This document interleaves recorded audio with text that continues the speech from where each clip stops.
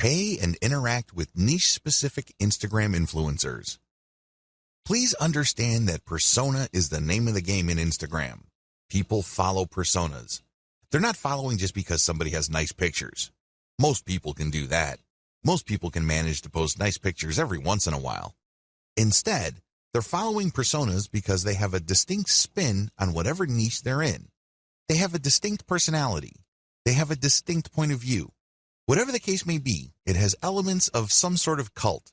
By cult, I'm not using that phrase in a negative way. Instead, people are looking for just a specialized knowledge from people who specialize in that type of information. There's a little bit of a cult dynamic going on here. When you have that kind of relationship with your following, they are more likely to give you the benefit of the doubt. They're more likely to click on the profile links of people you're giving a shout out to. That's real influence. And that's how a lot of products are sold on Instagram. For example, if you follow somebody who you can count on to publish the very best pictures on luxury watches that he or she actually wears, chances are you would sit up and pay attention when this person posts a picture of a really nice-looking big brand watch with the message 40% off on it. That would get your attention. You would then click on the link of the account that the person is shouting out to, or you can even type in the domain name or URL they mention and type in your discount code. That's how influence works. It's all about this cult of personality. Beware of fake influencers.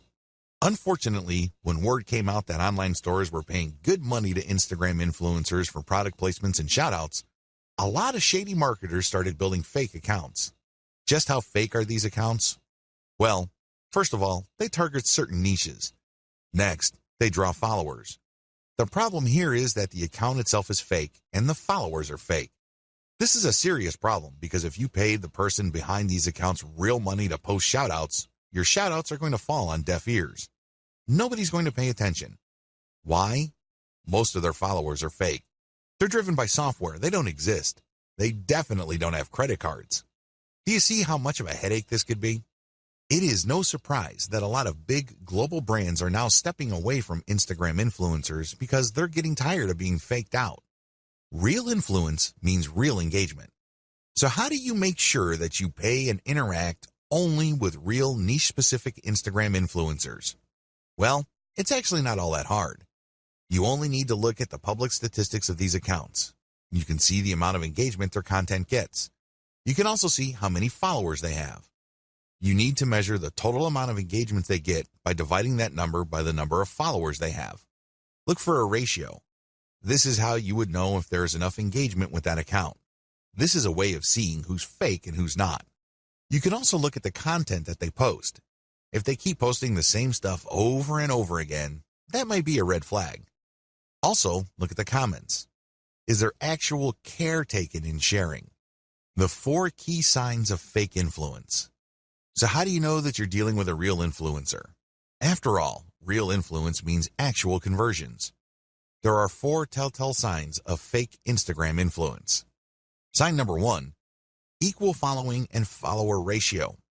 If you notice that an account follows a lot of other accounts while enjoying a large following, this should be a red flag. Chances are they just followed a lot of accounts, so these other accounts would follow them back. Those people may be real, but they're not interested in what this account is posting because they're just following back out of courtesy. That's fake influence. Sign number 2, low engagement ratio. If you notice that this account posts a lot of content, but the engagement ratio is low, this is a red flag. If your account has real followers, there should be a certain level of engagement. It's not like all your posts are going to suck. If you notice that this account doesn't really get that much engagement, that should be a red flag. Sign number 3, they obviously ask for money. If it's obvious from the profile description of the niche-specific account you're trying to buy shoutouts from that they take payments, you might want to pay attention. Look at how they describe themselves.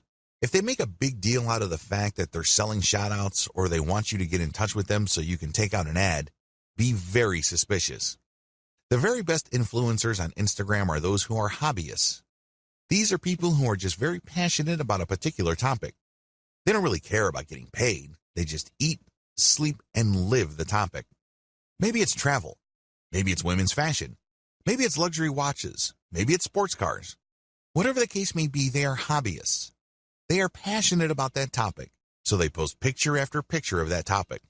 Those are the people you should gun for. Be very suspicious of people who are all about the dollars, because there's a strong chance that they put up their account just so they can get shout out and other influencer ad revenue.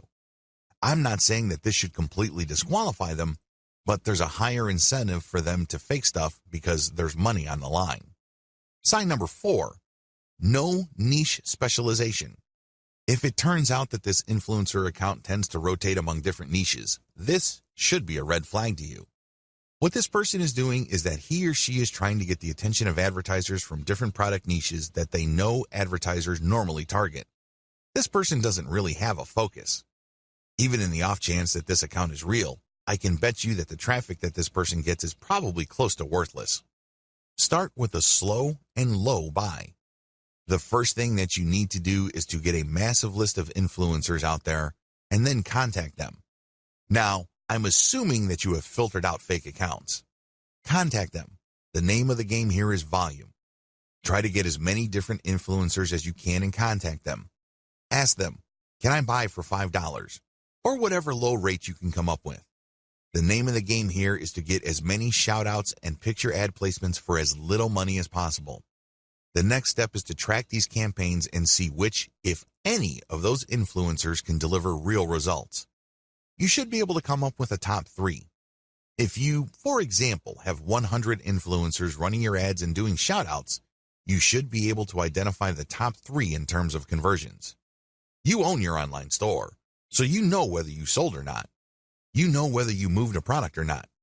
You should also use specialized discount codes so you can track who is actually selling. Pick the top 3 and pay them more for exposure. This is how you maximize your results. So, you start out low and slow, and then you scale up the campaigns that actually produce the desired result.